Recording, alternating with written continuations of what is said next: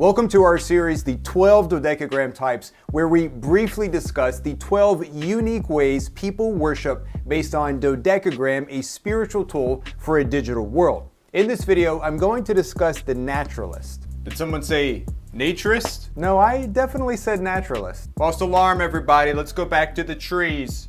Hit the like button and let's get started.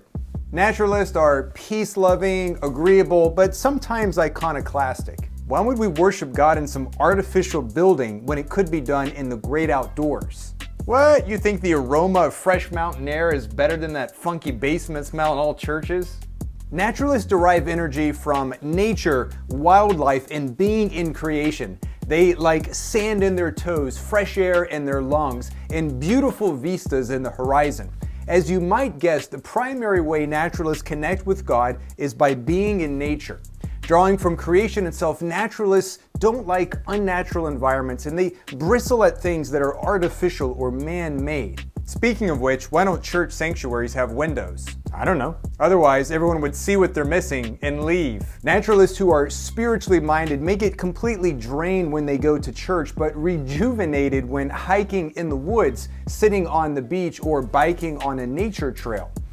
That's not because they're not interested in God or community, it's just that a traditional service filled with a sermon, a choir, and an offering plate pales in comparison to planting flowers in a garden, observing the sunset over the mountains, or watching the ocean tide come in. What you have to understand is that the very act of these things is spiritual in nature, which is further amplified and enhanced when coupled with contemplating God. In fact, when it comes to world religions, all of them started in the outdoors. For instance, Judaism started with Moses receiving the law on a mountain. Islam started with Muhammad receiving the first revelations in a cave. Buddhism started with Siddhartha Gautama experiencing his religious breakthrough under a tree. And Christianity started when John the Baptist was baptizing people in the desert. Anybody have anything more than locust? I'm starving. Crunchy though. I'm gonna pray for you, young man. You're really disturbed. Now, why were these spiritual pioneers outdoors and surrounded by nature to begin with? Well, it's not hard to understand. Creation has always been understood by different religions as a bridge to God. In many ways, the great outdoors is God's open-air temple.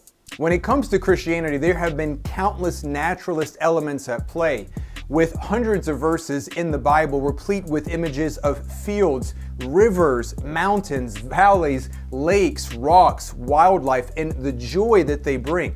But this goes well beyond the psalmist singing that the heavens declare God's glory and the skies proclaim the work of God's hands.